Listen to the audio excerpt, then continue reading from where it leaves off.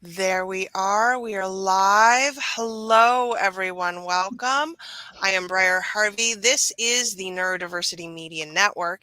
And today I am here with the fabulous Margaret Dennis and Leah Moffatt. We're going to be talking about their coaching program for teenage girls. And I want to, it's very local in the way of these sorts of in-person programs. So I want to make sure that we save lots of time for figuring out how to build it yourself if you would like, and or find a program like it in your area. So let's start at the top, y'all. Margaret, go ahead. Introduce Oh, yourself. well, hello. Thanks so much for having us, Briar. We are very, very honored and appreciative of being here today. My name is Margaret Dennis. I am the founder and CEO of Evolve Coaching, and I'm a women's life empowerment and grief coach. But more importantly, I am the co founder of Unshakeable Me, which is a summer day camp for teenage girls, where our vision, which is worldwide, but our vision is to empower teenage girls to take on the world. And we are super excited to do this. This is our inaugural year. And yeah, I'm going to pass it over to Leah and then we'll chat more about the camp as we go through. Awesome. Thanks, Margaret. So equally echoing what Margaret said, we are honored and very excited about the opportunity to speak here. My name is Leah. I am just starting my own business. I like to just kind of work with my creativity and empower others to work with their creativity. My passion is play at any age and just, reconnecting with your inner child. As a teacher, I'm trained as a teacher, and I am also a life coach with a tool set that is based in phototherapy. So I'm just so excited to bring all of this to the girls and to just help them not lose that, creativity and play that they naturally have. That's about the time we start to lose it. So I'm so excited to bring that to the camp.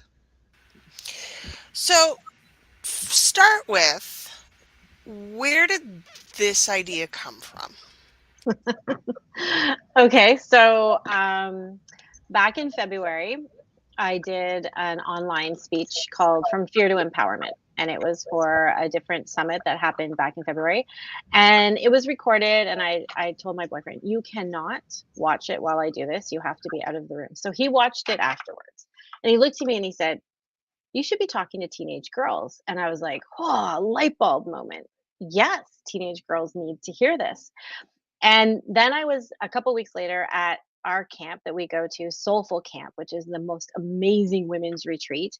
And Leah and I were both leaders there. And we were there, we were teaching. And I happened to be talking to one of the co-founders of Soulful Camp.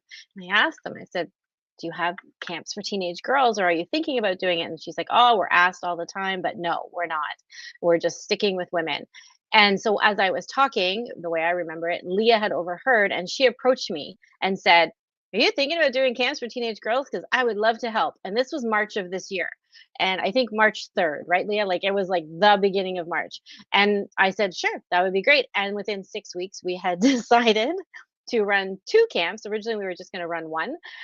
We decided to do one up near where I live, near Ottawa, Ontario, and one down near where Leah lives, which is close to Oshawa, Ontario. And so we have a camp now running in July and August for teenage girls. And we literally created it this year. And we are so excited. And the amount of support is incredible. So it just came out of comments that we heard from other people that twigged an idea that started the passion and just a conversation between Leah and I. And the more we started talking about it, the more it built and it's this passion that I don't think either one of us realized we had inside of us till we started talking about it. And then it was like, yes, we have to do this. And both of us are moms to teenage girls. I have a 14-year-old and Leah has a 13-year-old. And we've seen firsthand what it's like for these girls these days. And add in the last 2 to 3 years with COVID and the isolation and the lack of socialization, our girls need the support. Really, really need the support. Really, really need the support. So let's talk about that aspect a little. Your girls' stories are their own, and we like to let them tell their own stories. But you're also mothers with Mm-hmm. teenage girls. My oldest is 20. Oh crap, she's 22 now. Like, Mm-hmm. it's wild. And it's a rough time Mm-hmm. for girls right now. So, where did this need come from? Leah, let's start with you. So for me, I have two neurodivergent teenagers. We're all about the emotions. We are a neurodivergent household. And I kind of approach that the kind of strategies and things that we use when we're dealing with our emotions are helpful for everyone. And my strategy is always leaning in, because that's where growth happens and pain happens when we don't lean in. So my kind of vision with these camps and the need comes from that. I see so many people, women that we work with at the camps, other girls that my daughter is friends with, avoiding their emotions and shoving them way deep down, and they come up later. It happened for myself. I had a depressive episode a couple of years ago, and it all came from that, just not embracing my emotions. So the growth that I learned from that, I want to be able to use the strategies and the things that worked for me, and that I continue to empower my family with, to give those strategies to the girls at camp and to their mothers, and ripples happen from that.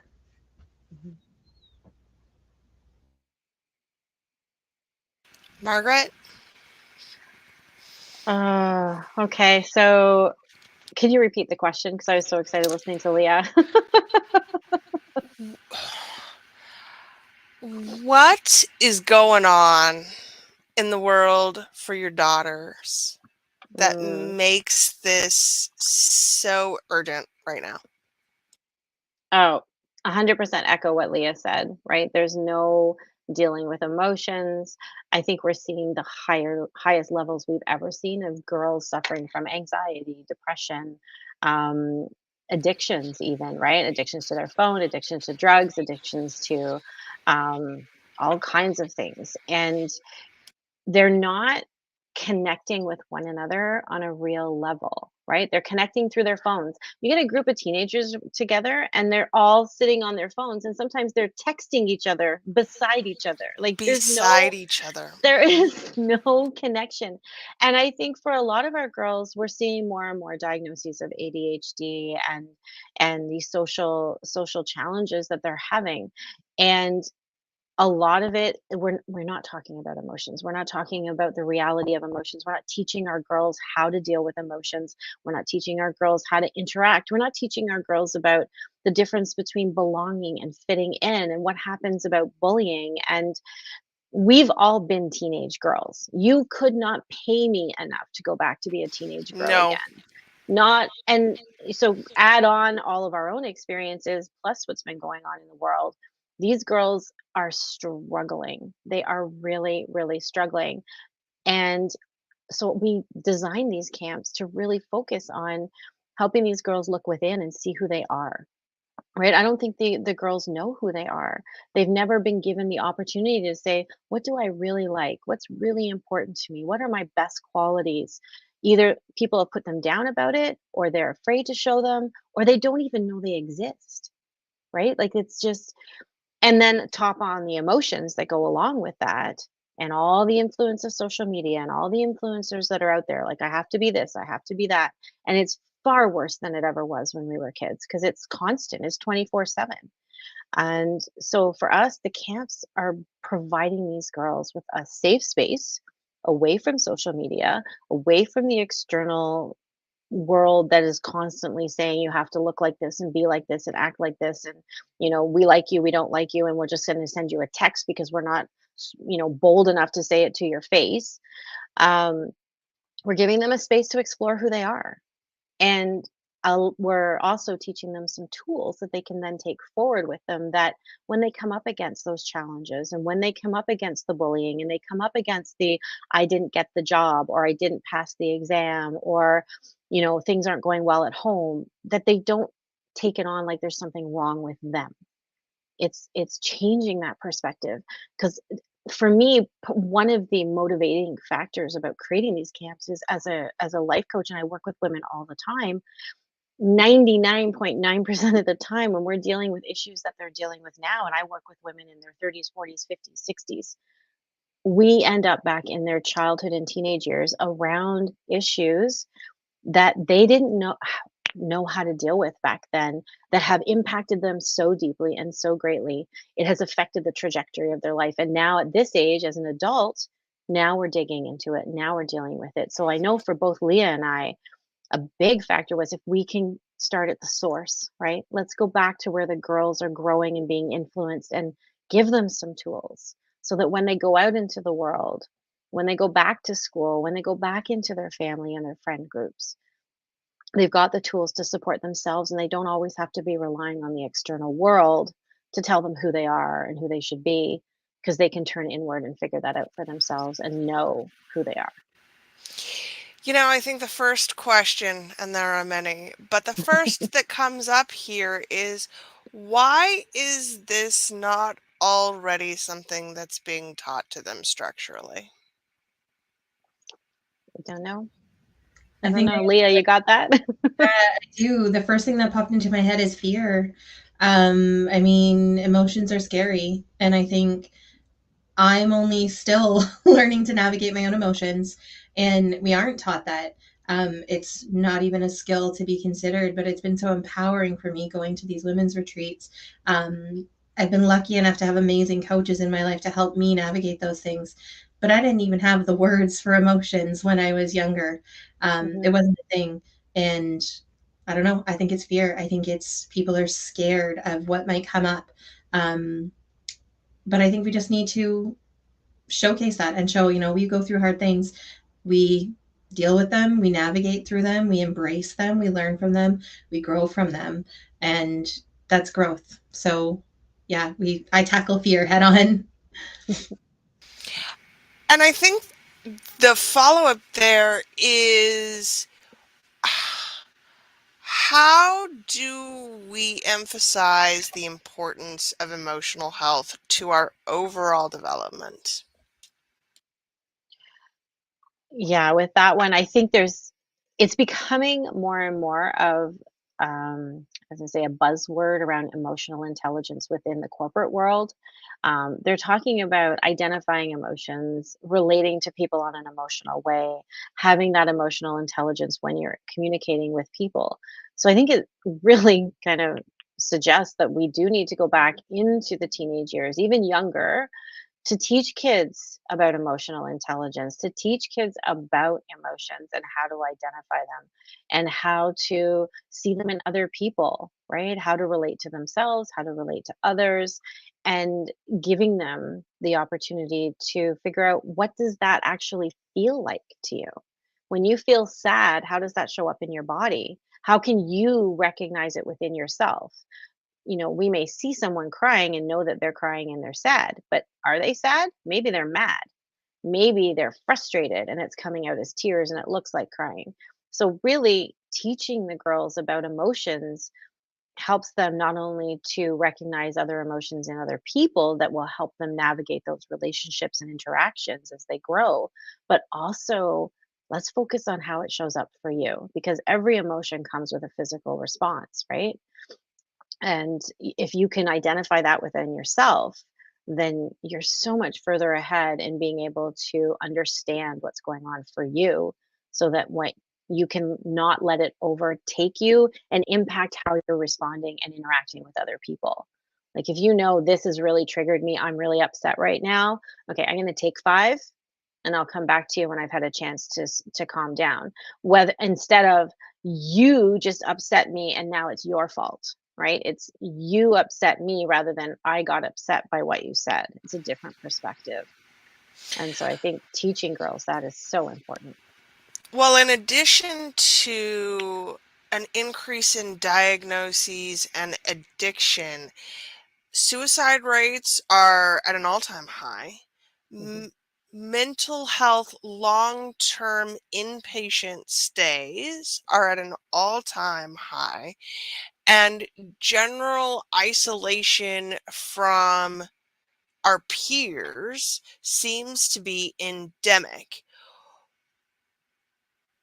What then are we hoping for when it comes to better here?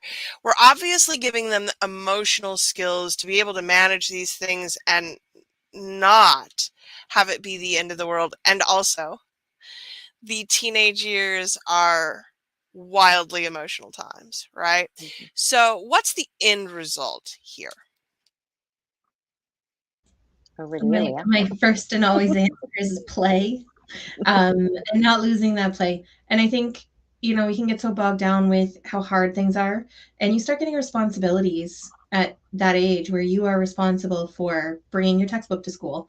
You are responsible for, I guess now it's a charger for your laptop. And those responsibilities pile on, and you lose that play. And there's so much satisfaction in that I try to find, where can we put that in? Like, I like feeling this emotion. What do I do that causes me to feel that emotion? Where can I fit that in? And it's not a matter of I'm having responsibilities and then I'm playing. It's how can I play with the responsibilities that I have? And that's one of the tools that I want to be able to give the girls is identifying not just the uncomfortable emotions that are really, really hard, but also, what are the emotions we like to feel? What causes us to have those emotions? And how do I put that into my everyday life? So maybe I don't have a job that I love. Maybe I have to clean the house and I don't love cleaning the house. But can I put music on while I do it? Do I enjoy doing that? Now I enjoy cleaning because I enjoy putting the music on. So just like looking for little ways of putting that in. For me, it's just daily life, making it that much more enjoyable. Mhm.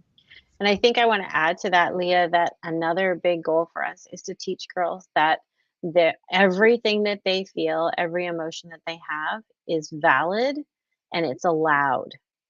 Because how many girls are told, stop crying? Don't be talking back. So they're hushed. They're said, basically told you don't have a voice. You're not allowed to feel that way. Because when we show emotions, it makes other people feel uncomfortable. Right. And so then the messaging coming back to them is that emotion is wrong or you shouldn't feel that way. And then the girls push it down. And the worst thing you can do is push it down. So I think a lot of what we want to do is teach girls that every feeling is valid. Every single feeling is valid. So how do we deal with that? Right? It's okay to be angry. It's okay to be sad. It's okay to be happy. It's okay to be goofy and fun and all these things. But how do you acknowledge that within yourself and how do you allow it to be there in a positive way so that it doesn't hurt anybody else? Certainly, one of the things I have learned as an adult on my own healing journey is the importance of having boundaries and guardrails around my emotional state. And if I can't articulate that for myself, I cannot articulate that for anyone else either. So let's talk a little bit about the curriculum. It's 5-day camps, correct? You're together for Correct. 5 days. So beautiful. Tell us what's happening. What are we doing? Well, we have themed out the days, and I actually think I have them here. So we've themed out each of the days so that we are creating activities around that reflect what we're doing. And so for the first day, we're doing things like the theme is I am enough. And so in those days, we're going to be doing activities that are building up self esteem, self worth, self confidence, that are all through activities that celebrate the girl's unique qualities. On the second day, our theme is being myself. So we're going to explore the aspects that make these girls unique and the importance of staying true to themselves, right? If they love to write or they love to run or they love to, ride horses, what is it about them that they love that makes them unique that they can still continue to put their effort and energy into? The third day, we're looking at riding the emotional roller coaster. And we know as teenagers, past teenagers, and myself now on the other end of things, riding the emotional roller coaster. And that's something that girls go through heavily throughout their whole lives, right? Like our whole menstrual cycle is all about emotions. And we've got happy days and sad days and angry days and days where we get triggered. And so we have a day focused on how do you embrace and accept these emotions? How do you work with them? How do you track when it might be a time where you may not want to be doing a whole bunch of things? How do you do that? The fourth day we've got is friends and enemies, where we're going to be diving into what it means to belong and how do you deal with bullies. So we're really going to focus on what's the difference between belonging and fitting in, because they're two different things. And how do you figure that out for yourself, where you belong and where you're trying to fit in? And then, again, how do you deal with bullies? Because all of us are either bullies or being bullied, or somewhere out in the middle. But I think most of us can say that we've experienced it or witnessed it through our lifetime, especially in school. And the last thing that we're doing, on the Friday before the kids are done, is we're focusing on who they want to be. Who do they want to be? They've done all this work this week. And so we're going to be doing a lot of stuff through art and imaging that they can then create this piece of art. I think we're focusing on vision boards that they can then create and take with them to remind themselves of just how amazing they are. And so we build on the themes, and we're just so excited that we've got sort of this trajectory for them to ride this a really cool wave of learning about themselves throughout the week. I'm just going to add, we're also trying to add in to the curriculum, like emotions can feel heavy. Play. Yeah, always the play. Some of the really fun activities that we're specifically choosing for teenage girls that maybe younger kids couldn't handle, but that are really exciting for them, to kind of sprinkle those activities in throughout the week as well. That also empowers them to try new things. One of the things I'm excited about is toy hacking, which is actually just cutting up a whole bunch of toys and sticking them back together in a different way. You can get a remote control car and put a doll head on top of it and let it drive around the room. So just that like experimenting play. What do I like? How does it make me feel? And we're going to play with bubbles, giant bubbles. I don't care who you are. Bubbles are fun. So we're going to be adding those in as well. Mm-hmm. Yeah, the week is not meant to be super, super heavy, right? It's meant to be, let's do a bit of work, let's have some fun. Let's do a little bit of work, let's have some fun. Let the things digest, let it percolate for a little bit.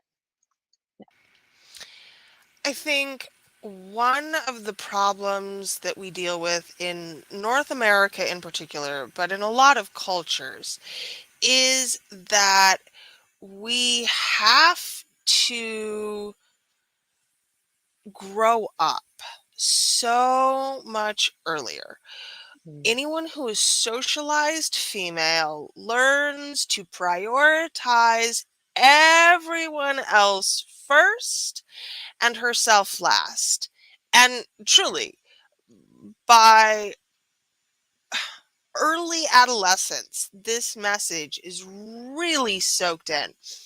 So I like that you're making time for them to play. I like that we're getting to explore who we are as people. How do we build on that? So this is 5 days and it's amazing. And what happens next? Ooh, Leah, tell them what happens next. Very exciting. So we also thought about that, and we thought about the whole picture. And empowering teenage girls isn't just about empowering the girls. There's so much more to it than that. And both of us as moms, working with moms, we know how important that relationship is, mother-daughter or whoever is filling that role for the daughter. And we also want to empower that relationship moving forward. So we're also building out a brand that we're calling Unshakeable Us. To empower teenage moms and their daughters to work together, to build safety, to be vulnerable with each other, to talk about difficult things and difficult emotions.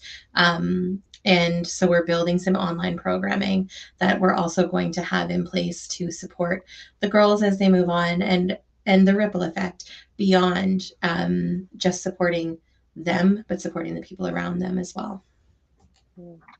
Yeah. And we're also talking about creating retreats for moms and daughters as well, under that Unshakeable Us brand, where we can bring them together in person and do mini retreats. Or I don't know, I think our big goal is to make sure they're there for the whole week too, to have a week for moms and daughters to come together and build on what their daughters have already started learning about themselves. I think so many parents are really missing this tool set, right? Because we certainly weren't raised this way. And it is it's a stretch, right? To be able to approach our daughters differently than Mhm. how we were raised. What advice do you have for moms of teenage girls? Allow them the opportunity to talk to you without judgment. Give them the space. Do whatever you can to make them feel safe to talk to you. Understand that your daughters are human too. That they have a brain, they have a heart, they have a say, and that they may be bringing things to the table that you may not agree with or want to hear, but to foster that relationship and that connection, allow them the chance to say what it is they need to say and truly listen. You don't have to agree with it, but listening, allowing the girls to be heard. And in the same token, teaching the girls to listen to moms because moms will have things to say too. And creating that safe environment for the two of them to share. And it's not easy. And if you've never done it before, well, you can come and see Leah and I because we are actually teaching workshops on that right now. But it's really important to foster that safety and that communication. I know with my daughter, I've always told her, you can come and tell me anything. I may not be happy about it. I might get angry and I might get upset, but I would rather hear it from you and I would rather you be honest with me and tell me anything you need to tell me, whether you think I'm going to be upset or not, than not talk to me about it. And I find out, way down the line, something that we could have easily addressed earlier on. I think for me, it's take your own ego out of the situation. Hmm. We have human moments as moms as well. And what I want my daughter to learn is it's okay to have a human moment where you lose your patience, where you get frustrated, where you get angry. These are all emotions that are okay. And if I'm demonstrating that to her, that means I embrace those emotions and I talk about that. And I apologize. If I make a mistake and I know that I've made a mistake, I will be the first one to go to her and say, I am sorry for what I said or what I did. I was frustrated because of this. Because when I demonstrate that, then that gives her permission to do the same thing. And she can trust that if she has a human moment, I'm going to recognize that she's having a human moment as well. Talking about emotional roller coasters, it's a thing. And pretending it's not a thing isn't helpful for anyone. So we often have conversations like that. Particularly certain times of the month, but we're human, and it is what it is. That's the biggest thing that I can advise mothers working with teenage daughters. Be human. Let them be human. So, as you move forward, what would you like to have happen? Not just with what you're growing and developing here, but how would you like to see this evolve?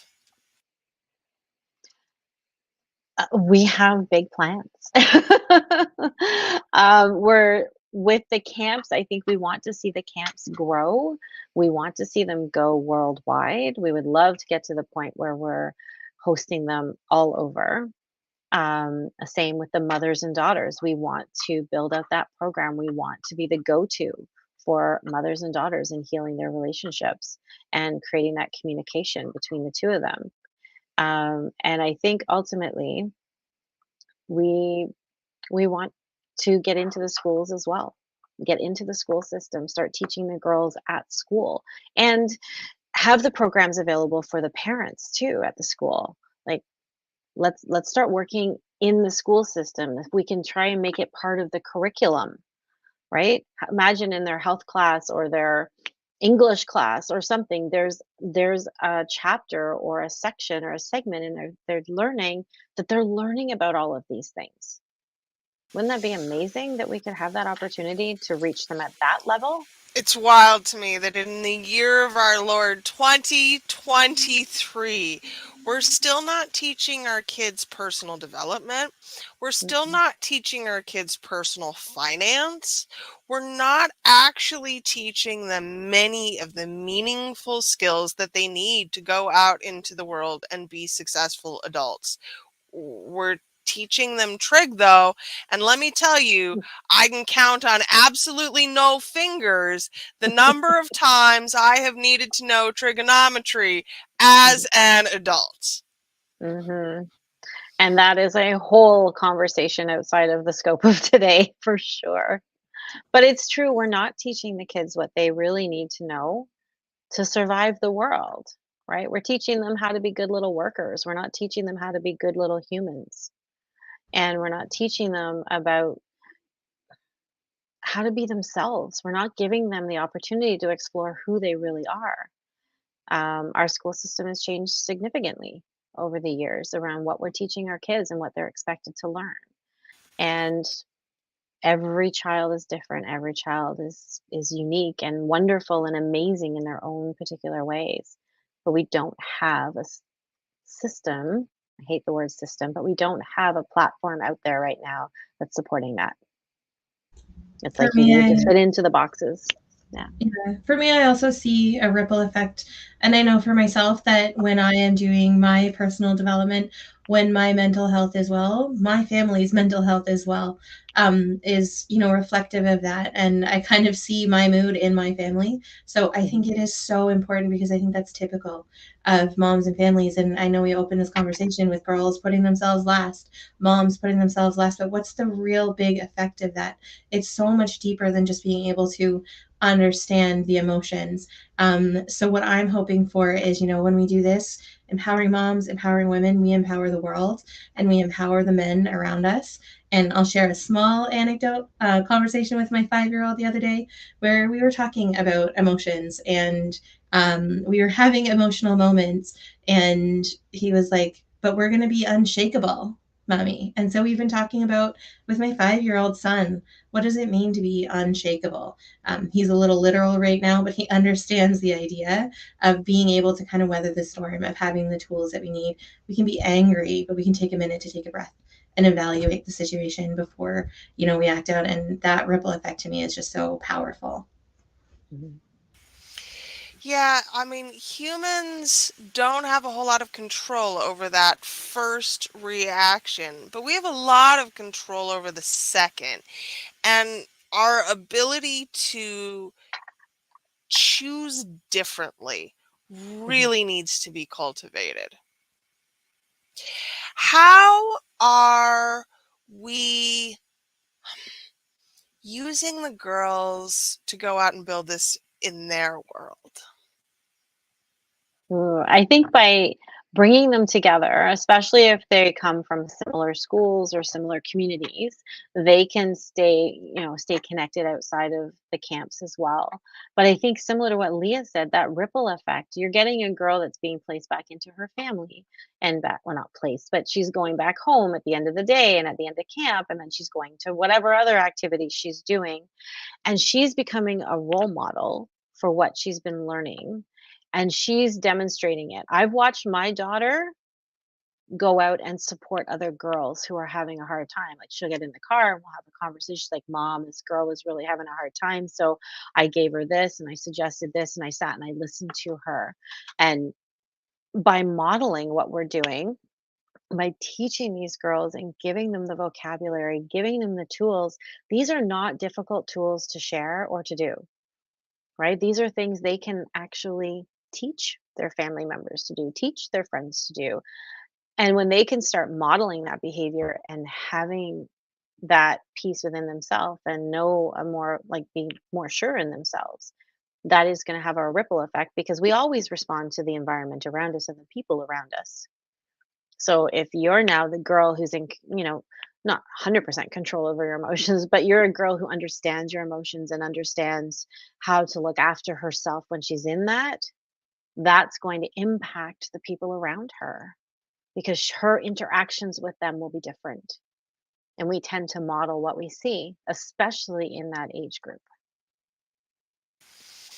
Yeah, and I think that's key. Having an actual role model for the behavior that we wish to have is important here. And girls are not given many opportunities to develop those relationships, especially outside of school. Hmm. 100%. Their role models are coming off of social media and TV and technology and VR and all these things, right? I I would hazard that a lot of their influence is not actual people. It's TV shows and actors and it's not reality. And so they're striving to be someone that they're totally unrelated to. I think also having that role model of women who prioritize themselves is equally important to them. And I know Margaret and I have talked a lot about the camps that we go to where we're leaders, and we're leading women who are just giving themselves for the first time permission to heal, or even realizing that they have something to heal from, or even realizing that they can feel their own emotions. And, we didn't see that growing up. Me personally, I mean, I saw supermoms all around me working full time, running around, doing their own activities, taking us to our activities. We didn't have anyone really who was just taking that time to reflect on themselves, to see a therapist, to see a life coach, to journal, to find other women to build each other up. It feels fairly new to me, even though it's not. It's ancient. So how Hmm. to bring that to the forefront for the girls Hmm. so that they can see that. And that's where I really feel passionate about the Unshakable Us, so that we Hmm. can give that to the world. 100%. I agree. And I think a big thing that we've seen with the women that we teach at camp too is this guilt factor of putting themselves first, right? They've come away for 48 hours. I think it's 48 hours from beginning to end. And there's a huge sense of feeling guilty about spending the money to come, being away from their family, and putting themselves first because they don't feel worthy enough to do that. They don't feel like they deserve it. And yeah, the Unshakable Us side of things where we can help women see that it's so important to fill up your own cup and do things for yourself. I model that for my daughter on a regular basis. And I encourage her to do things for herself on a regular basis, right?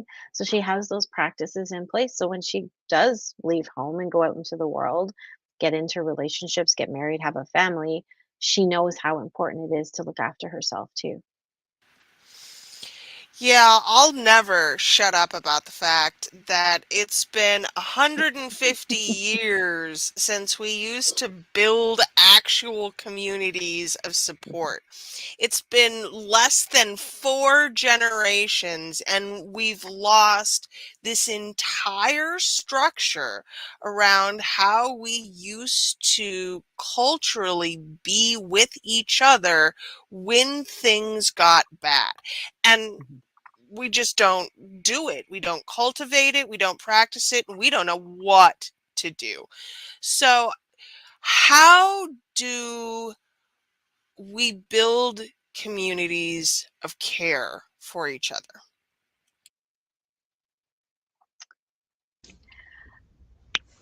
I can talk. Over to you. Yeah, go I ahead. think um, this is a little bit of a murky vision for us. I see it in the ripple, but I see it happening with the soulful campsite where Margaret and I met. That's how this whole thing came to pass, from that community connection and seeing that community build. I'm really inspired by the women that have come together, and I see those connections happening, not just with myself and Margaret, but with other women in that community. I see different women leaving than who came, and I see that ripple effect when they go home and when they come back Hmm. to camps. And I want that community for our Unshakable Us, where it's mothers and Hmm. daughters building each other up. So mothers have that connection with other mothers of girls in the same age bracket, so that we have that community where they can lean on each other. Maybe now it looks a little bit different. Maybe they're farther away. Maybe they have virtual connections, but that connection is still so important for them to have in those times of trouble, to say, hey, I'm having a really hard time. Can someone help me? Or I have something really exciting. Does anyone want to join me? Both are equally important. So I see that community building. Hmm. I agree. I agree. And I think building it right now with the parents and the girls that are coming to camp, giving them the opportunity to connect virtually, and then building it up so that we are bringing them together. We are bringing them together in the retreats where they get that face to face, because I find that is what really builds the connection with Soulful Camp, with when we go to Soulful Camp, right? It's the we get to know these women on a one-to-one basis, a personal basis. So if we can provide an environment for these women and daughters to come together and get to know each other too, then when they do leave, they feel like they're not alone in this anymore, that they are connected to other women who get it, who understand, who are going through the same things. And then providing them with opportunities to connect virtually or in person after the events. And then again, that'll ripple out and we're going to build it bigger and bigger and bigger. So let's start at this first stone in the pond. How do people get involved? Well, there's a few different ways that people can get involved. We do have a sponsors page on our website, and we've had people come through and donated items to go into the swag bags for the girls. We've had some of the people that we know that are experts in their field who volunteered their time to participate and teach the girls what they know. And we also have a program called Send a Girl to Camp, because we believe that every girl deserves to go to camp, but not every girl can afford to go to camp. So we have people who are giving us financial donations to help support a girl to go to camp. And there is nomination forms on our website that if you know a girl that you think deserves to go to camp, nominate her. And we can't guarantee all of the girls can go. We have limited spaces this year. Eventually, we will have unlimited spaces. But this year, we have limited spaces. And we have had such a tremendous amount of support from our communities, that are just so excited about what we're doing, and they want to be involved. They want to be involved. So that's how we're putting it out there right now, and we're very happy to support and advertise and promote all the people who are supporting us as well. Putting them on our website, putting them on our swag. We'll help you get your message out just as much as if you can help us put our message out as well. Very reciprocal. Collaborative media, y'all. This is the way it Hmm. works. We build up together, we do the things together, we support the growth and the sustainability and the work together. What are you needing? What would be helpful to you right now? I think the more we can let people know what we're doing, the better. Just getting the word out, spreading the word that this is happening, that the camps are available, and that this is a movement that's happening, because it is a movement. Leah and I have talked about the Unshakable movement. It's coming. But I think right now what could be really helpful is just getting the word out, and then anyone who's looking to sponsor in any capacity, we're really trying to send some girls to camp. We already have a list of a few girls that want to go to camp that can't, and we have some sponsorships, but any sponsorship is welcome as well. And then tell me more about the worldwide vision. Are you looking to collaborate with other folks in their localities? What does that look like to you? Hmm. I Go think ahead, we're Leah. pretty open right now. I mean, we have a solid vision for what we want to see, but I've learned about solid visions that sometimes opportunities come up, that kind of light a spark. It's why my business is called Rise and Sparkle. I want everyone to wake up and sparkle. So we're open to collaborate. We're open if someone wants to take our ideas and run with them somewhere else. So we're still kind of looking for what's out there. Hmm. Yeah, I Omaha, Nebraska is not exactly a small town. There is 500,000 people here, and there is really nothing quite like this. I know of several programs through a local charity, Girls Incorporated, and they do have some programs. Omaha has long had for more than 100 years now, I think, Boys Town, which is for adolescent boys who are struggling in a mental health capacity, and they place them in group homes, and it's a whole thing. And also, once again, we're the girls. So I think it's really important to get this out there and get people involved. Where can people find you? You can find us on our website, www.unshakeable-me.com. So they can Okay. find us there, and all our contact information is on the website. What do you hope to accomplish this year? This year, we are looking at sold out camps with a wait list. And so this year is, like I said, it's our inaugural year. We are looking to fill the camps. We are looking to create the course, the workshops for the mothers, the Unshakable Us. And I think we're also looking at the retreat in the fall for mothers and daughters. That's where we're working this year. But I think the planning for next year will be starting very shortly so that we can start getting the word out and taking registrations now for next year if they can't get in this year. Starting to look at where that is going. But every year I see exponential growth with what we're doing, just based on the response that we've had in our communities, the support and the need. Yeah, unfortunately, there is real need. That's not Mhm, going away anytime soon. And the societal and social issues that are affecting our girls right now aren't getting any better. So, building them something where they have a soft place to land is, I think, at this point, essential. mhm. Agreed. 100%. And that's part of the driving force behind what Leah and I do. I think even in, we put a lot of thought into the name Mhm, Unshakable and what does it mean to be unshakable? To think about, what does it mean to be unshakable? To feel comfortable talking about your emotions, like to know that you are not ever going to be able to avoid going through difficult things. It's life. Life is hard. We can go through those things and we don't need to completely fall apart because of those things. We can build up those tools, those communities, those supports so that, eventually we can be and we can look back and see that we were unshakable.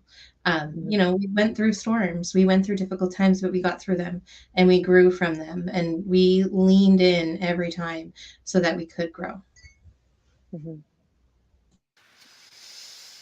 To your continued growth, ladies. This is such a delightful program, and I'm really happy we could talk about it today. Any final thoughts that you would like to leave my audience with? Those are big ones. Final thoughts. I say this for my women and I'll say it for the girls. Every girl is worth it. Every single girl is worth it. And I think, we can't avoid going through those hard things but we can find support, we can find tools, we can learn, we can grow, we can heal, and we just have to start. So 3, 2, 1, go.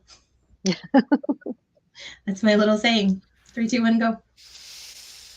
Yeah, I think that's delightful. Two of you are a real blessing on the world, and I hope that this goes exactly as far as you would like it to. Thank you so much for being here today, y'all. Thank you for watching. As always, this is the kind of stuff that we're doing over here at the Neurodiversity Media Network. We are building a network full of people who are doing incredible things in the world because it's long past time for us to be able to talk about this stuff and support each other in meaningful and sustainable ways. So, if you would like to get involved, please find Leah and Margaret. That's unshakable-me.com. or you can join us here at the Neurodiversity Media Network. That's neurodiversitymedianetwork.com. And we will see you all again next time. Thank you so much for being here.